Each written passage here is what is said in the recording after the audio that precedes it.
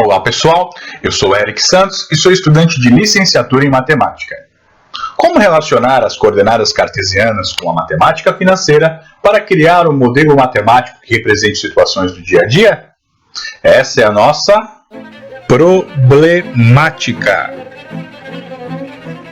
Iniciamos pelo plano cartesiano. Ele é composto de uma reta horizontal, chamada reta x, e uma reta em vertical, chamada reta y, que ele é dividido em 4 quadrantes. O primeiro, o segundo, o terceiro e o quarto quadrante, nesse sentido anti-horário. E o lado aqui na esquerda nós temos os valores das coordenadas. Nós temos aqui o valor de x, que será encontrado na reta horizontal, e o valor de y, que será encontrado na reta vertical. Os pontos são os cruzamentos entre x e y, onde os dois valores eles se juntam, eles se encontram para poder te dar a coordenada.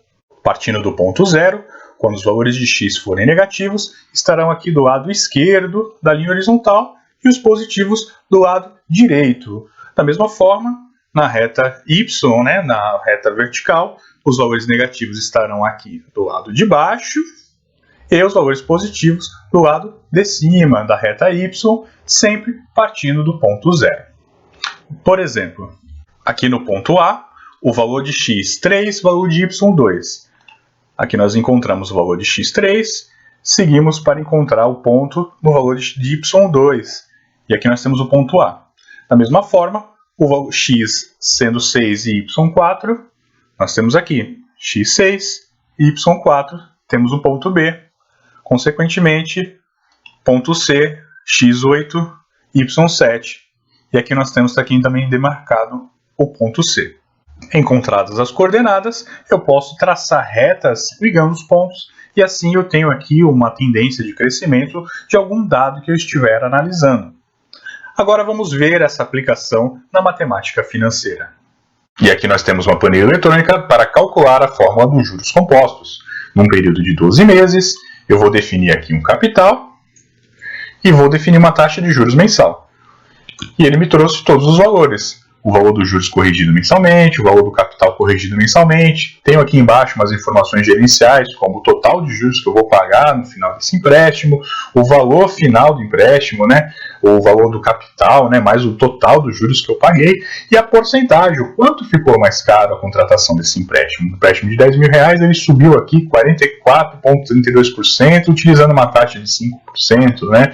Eu posso alterar esses valores aqui para 4.000, por exemplo, definir uma outra taxa de juros, e aqui ele me traz a apuração, o cálculo de todos esses valores. E na montagem dessa planilha, eu utilizo conceitos do plano cartesiano. Por exemplo, para mim encontrar o valor dessa determinada célula, eu tive que relacionar E6 vezes C7. Ou seja, eu tenho um valor x, um valor y. E relacionando eles dois, que eu encontro as coordenadas de ambos, dentro dessa planilha cheia de células, eu consigo encontrar o valor que eu preciso apurar. Mudando a planilha para apresentar apenas as fórmulas, nós vamos perceber que até para encontrar uma única célula, nós utilizamos conceitos de coordenadas cartesianas. Por exemplo, eu tenho aqui E3 mais D4. Para encontrar esse E3, eu vou precisar relacionar a coluna E com a linha 3. Então eu vou marcar aqui de verde, coluna E, e vou relacionar a linha 3. Tá? E aqui no meio dela eu encontrei a minha coordenada, que é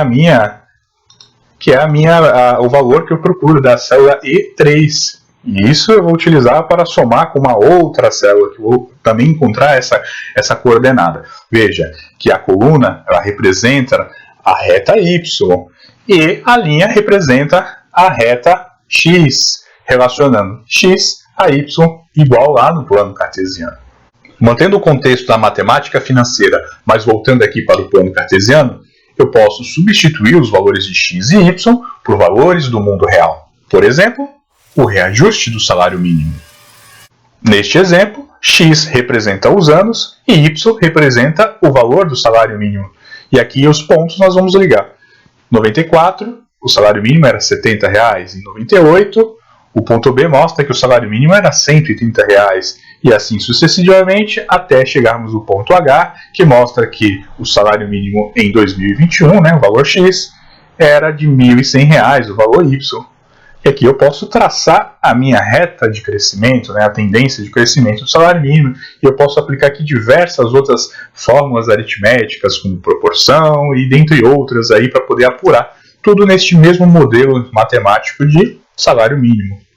Mas eu posso também aperfeiçoar esse modelo, por exemplo, substituindo aqui os pontos A, B e C por nomes de presidentes, os que governaram na época que os salários foram reajustados. Assim, eu posso linkar esse modelo com outras disciplinas, como a história.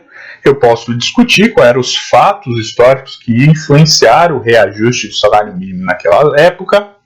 Já na disciplina de geografia, eu posso discutir fatores econômicos, como, por exemplo, quais são as regiões metropolitanas utilizadas no cálculo do reajuste, do índice de reajuste do salário mínimo. E também em sociologia, eu posso questionar se essa reta de crescimento é o suficiente para proporcionar a reserva mínima existencial do cidadão brasileiro. Tudo isso baseado na modelagem matemática. Na modelagem matemática, simulamos situações do dia a dia para ser aplicado no ensino e na aprendizagem da educação matemática.